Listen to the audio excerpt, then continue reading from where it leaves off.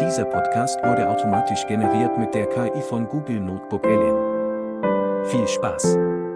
Today, we're doing things a little differently. We're diving deep into Germany. Yeah, going right to the heart of it. Right to the heart of Germany's Eifel region, to this charming town called Neuerberg. It's really something. Forget the touristy stuff. Yeah. Right, we're after something different. Yeah, We're definitely. trying to uncover the local legends that have been passed down for generations. Exactly. These stories give us a window into the history of Neuerberg. Its people, their beliefs. And there's this one tale in particular that stands out, Das Schwarze Bildchen, or the Black Madonna. Oh, it's incredible. A mix of history and romance, even a touch of the miraculous. And what's fascinating is how the legend connects to Neuerberg itself, especially its castle. Absolutely. It's as if the story is part of the town's DNA, you know? It really sets the stage for something special. Yeah. So tell me, what's the story behind Das Schwarze Bildchen? Well, it all starts with a beautiful maiden named Ida. She's quite the heartbreaker. I can imagine. Knights are smitten with her, but it's a knight named Kuno von Falkenstein who wins her hand. Oh, I bet that didn't go over well with the other. Not at all. There's this rival suitor, Ritter von Vianden, who is not happy about it. A classic love triangle with a medieval twist. I'm hooked already. What happens next? So picture this. Kuno's on his way to Neuerberg for the wedding when suddenly... Yeah, oh, this can't be good. It's not his rival. The Ritter von Vianden ambushes him. Oh, talk about bad timing. A fierce battle breaks out. Kuno and his men are outnumbered. They're forced to flee. I bet Kuno wasn't expecting that kind of wedding present. Where does he go? His path back to Falkenstein is blocked, so his only choice is to make a run for Neuerberg. With the Ritter hot on his heels, I can only imagine the scene, the sound of hooves pounding. Exactly. Kuno's heart must have been racing with fear and determination. It's like something straight out of a movie. So what happens? Does he make it? Just as his pursuers are closing in, his horse collapses from exhaustion right outside of Neuerberg. Oh, no. Talking about the worst possible luck. Trapped, exhausted enemies closing in. What does he do? It's a moment of pure desperation. The story says that Kuno cries out for divine intervention. Divine intervention. I'm on the edge of my seat here. Does help arrive? And this is where it gets really interesting. A figure suddenly appears as if out of thin air. Who is it? We don't know exactly, but this figure points Kuno towards an ancient oak tree. A sturdy one. What, an oak tree? Yeah, and urges Kuno to seek refuge inside its hollow trunk. Okay, I have to admit, that's pretty lucky. Yeah. A hollow tree appearing at just the right moment. It's like fate was on his side. Right, and remember, this is a story passed down through generations. For the people of Neuerberg, these weren't just stories. They were reflections of their beliefs, their hopes, maybe even their fears. That makes it even more intriguing. So Kuno makes it inside the tree. He does, just in time, too. Yeah. He scrambles inside, and the pursuers arrive moments later. They must have been so close. They were. They searched frantically, but the oak tree concealed him perfectly. That tree was like his own personal sanctuary. That's how it's often interpreted. So the story goes, Kuno eventually makes it back to Ida safe and sound. A happy ending for the star-crossed lovers. I love it. But how does this all tie back to the Black Madonna? Did Kuno ever go back to the tree? He did. Overcome with gratitude, he commissioned this beautiful image of the Virgin Mary. Really? Yes, and he placed it within the very oak that saved his life, a symbol of his escape. That's actually really beautiful. A true testament to faith and gratitude. But why the Black Madonna? Well, over time, the image inside the tree darkened, probably from candle smoke and the elements. Ah, that makes sense. Yeah. So it wasn't always black. Exactly. This transformation, this darkening, is what gave it its name, Das Schwarze Bildchen, or the Black Madonna. It's incredible to think that a story like this could be connected to a real place. It's more than just a story. It's a legend that still draws people to Neuerberg. I can see why people come to see the town, the castle, maybe even get a glimpse of that legendary oak tree. Exactly. It's amazing how these local legends can add so much meaning to a place. They really do. It's like layers of history woven into the landscape. Speaking of history and intriguing places, our next story takes us deeper into Neuerberg. Okay, so from a knight's daring escape, we move to something a bit different. Okay. It's a tale that gives us a glimpse into the people of Neuerberg and their resilience. I like it. What's the story? It's called Der Geisenkrieg, or the Goat War. The Goat War. Yeah. Okay, now that's a new one. I'm definitely intrigued. This doesn't sound as dramatic, though. You're right. It's more of a humorous take on the challenges they faced back then. Okay, I'm all ears. So we're talking 1635, the 30 Years' War is in full swing. Tough times. Yeah, Neuerberg was already struggling, resources were dwindling, it was a fight for survival. I bet a small town like Nuremberg must have felt it even more. Exactly. So amidst all this hardship, the townspeople turned to a rather resilient creature, the goat.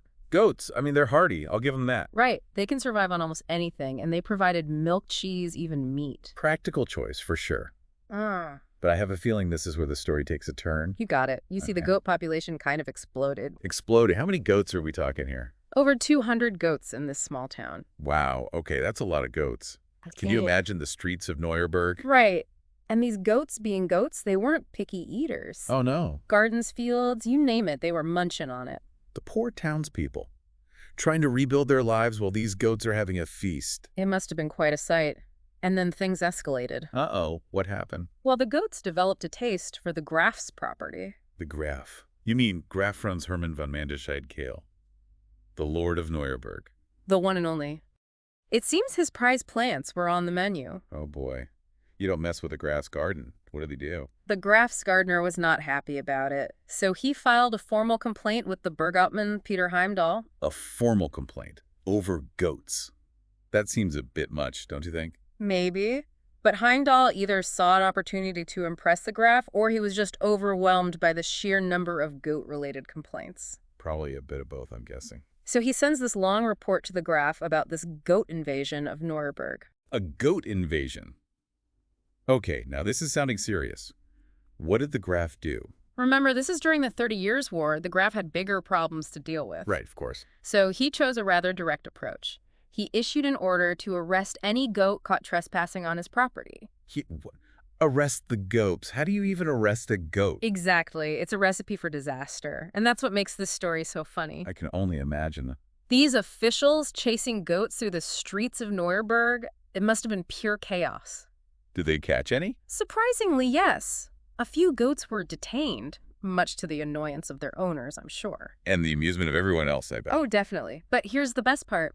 They had to release the goats because they didn't have enough food for them. Wait, seriously. They arrested the goats and then let them go because they couldn't feed them. That's the story. Even the authorities couldn't escape the realities of wartime shortages. So the goats won round one of the goat war. It seems that way. But their victory was short-lived. Uh-oh. What happened next?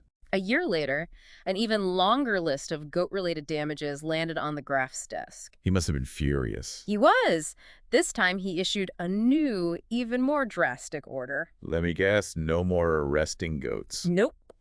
This time he demanded that every single goat in Neuerberg be removed. Wow, talk about an escalation. From arrest to eviction. Those goats were in trouble. What did the people do?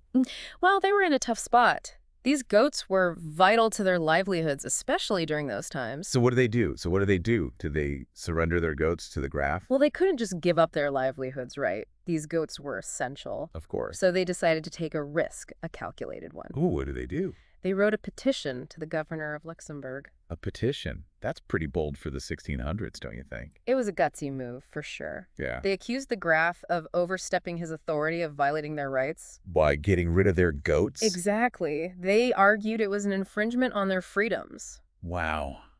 That's incredible. They really stood up to him. They did. And what's even more remarkable is that it worked. It did. The governor actually listened. He did. The matter was even taken to court. No way. The goat war went to court. That's amazing. What happened? The court ruled in favor of the townspeople. Get out of here. Seriously. Seriously. They ordered the Graf to back down from his goat eviction plan. That's a victory for the goats and the people of Neuerberg.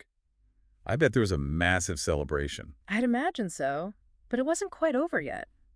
What do you mean? Well, the goats were safe for now, but the legend says this whole thing turned into a bit of a Cold War. A Cold War.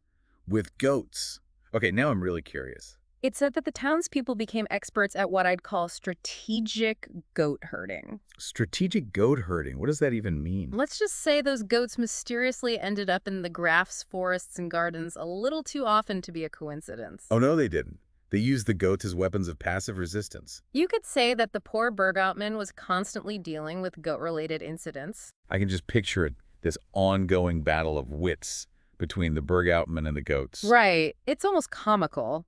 And to think all this was happening against the backdrop of the 30 Years' War. You know, it makes you wonder if those goats were a welcome distraction, a bit of comic relief amidst all the chaos. Perhaps a little levity during dark times. But as with many stories from this era, there's a touch of irony. What do you mean? Well, in 1692, much of Nuremberg, including the Graf's castle, was destroyed by the French. Oh, wow. Talk about a turn of events. Right. And you know what the legend says about the goats? What's that? They continued grazing peacefully on what was left of the castle hill, seemingly unfazed. You're kidding. They survived it all. That's the story. And it's said their descendants still roam the hills of Nuremberg today. Wow, what a tale. From knights and daring escapes to mischievous goats and resilient townspeople, Nuremberg has it all. It really does. It shows how these local legends can teach us so much about history, about the people and the times they lived in. Absolutely. And on that note, we'll wrap up our deep dive into the heart of Nuremberg. Until next time. Keep exploring, keep questioning, and keep those stories alive.